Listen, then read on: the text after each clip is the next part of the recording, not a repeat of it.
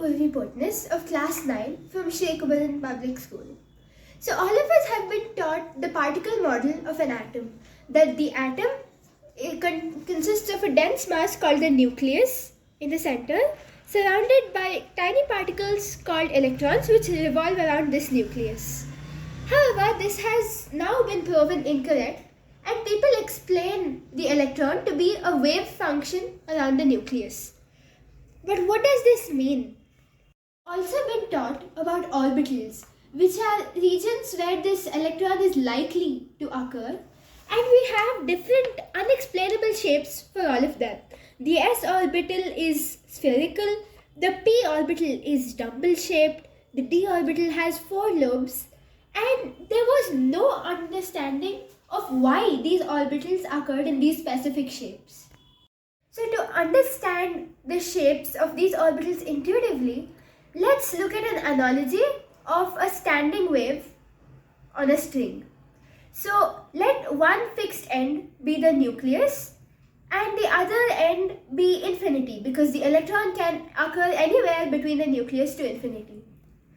So here I have simulated the setup of a standing wave with one fixed end being the nucleus and the other being infinity in space.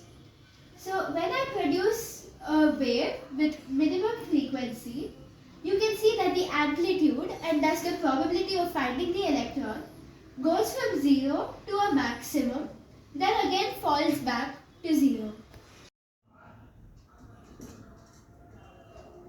So you can see that when I increase the energy, there is a region of the string which appears not to move at all.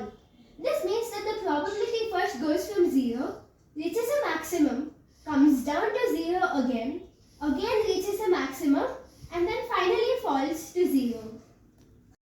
So this is a representation of what I demonstrated. The right one being the half wave, where the probability from the nucleus starts close to 0, increases, reaches a maximum, and then again falls back to 0. The second image here shows one full wave, or what happens when there is a node, a region of 0 probability of finding the electron. So it starts at a minimum, it reaches a maximum, again falls back to 0. So this region of clear space here is the node. Then it again increases to a maximum and then falls back to 0. So this was our atom when there was one node in it. But when in one dimension a node is a dot, in 2 dimensions it's a line. So similarly in 3 dimensions a node can be a plane. So this means that instead of having a radial or a circular node like in this figure, if we were to take that same node and slice it planarly across the atom, we would get something like this, which again resembles the p orbital. So this is the d orbital, which should have 2 nodes. But instead of taking 2 circular or radial nodes, if we slice the nodes planarly, giving rise to angular nodes, then we get an accurate representation of the d orbital.